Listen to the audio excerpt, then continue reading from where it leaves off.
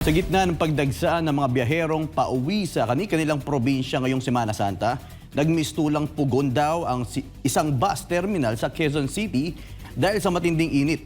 Dahil dito, kanya-kanyang diskarte na lang ang mga pasahero habang tinitiis ang tagal ng paghihintay. Ano naman kaya ang kanilang mga pamamaraan? Alamin natin sa report ni Sheena Torno.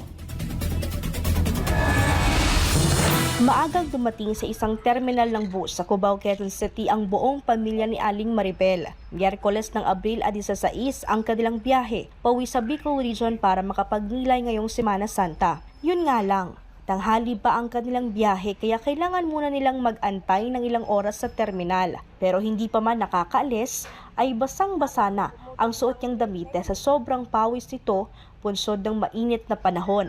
Ngayon nga mami, sa sobrang init, tapos nagsapa yung tao, lalo lang dumodoble ang init ngayon eh. Mas mainit daw sabi ni Aling Maribel dahil tent lamang ang kanyang sinisulungan habang hinihintay ang sasakyang bus. Ang pasaherong si Maria naman ay walang tigil sa pagpapaypay sa kanyang apo na 3 buwan pa lamang dahil pawisin na ito. Anya, nagmistulang pugon daw ang terminal ng bus, kaya may hiling lang sana siya sa pamunuan, lalo na raw maraming pasahero ang pauwi sa kanilang probinsya. Siguro kailangan na maglagay sila ng water dispenser siguro kahit mainit para magkaroon ng libreng tubig. Oo, ma-dehydrate yung mga pasahero.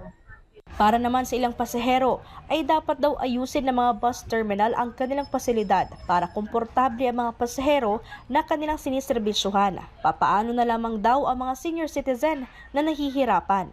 Anya, nakababahala pa naman dahil maaring ma-heat stroke ang mga ito dahil sa tindi ng init ng panahon. Dapat yung komportable yung pasahero. Para hindi naman sa sobrang init, ganito, ganito, kakainit. Hindi mapakali, paypay. Gayunpaman, kaya naman daw tiisin ng mga pasahero ang init ng panahon basta't makauwi lang sa mga probinsya ngayong long holiday. Katulad na lamang ni Aling Maisel na higit 2 taon na raw siyang hindi nakakauwi sa kanilang probinsya dahil sa iba't ibang kadahilanan. Pero ngayon, susulitin na raw niya ang panahon na walang trabaho. Makasama lang ang kanyang pamilya na matagal na niyang hindi nakapiling.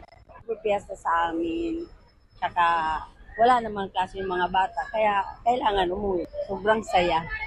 Dahil magkakasama kami. Sa panig naman ng pamunuan ng bus terminal, aminado silang hindi sapat ang kanilang mga bentilador para punan ang nararamdamang init ng mga pasahero. Pero handa naman daw silang ayusin ang kanilang pasilidad para sa mga pasahero, lalo na ngayong panahon na matindi ang heat index. Gayunpaman, sinisiguro ng pamunuan ng terminal na tutugunan nila ang mga pangangailangan ng mga pasahero.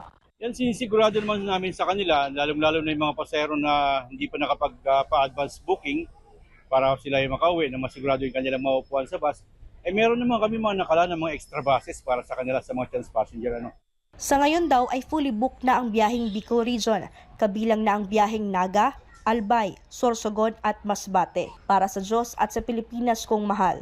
Ito si Sheena Torno, SMNI News.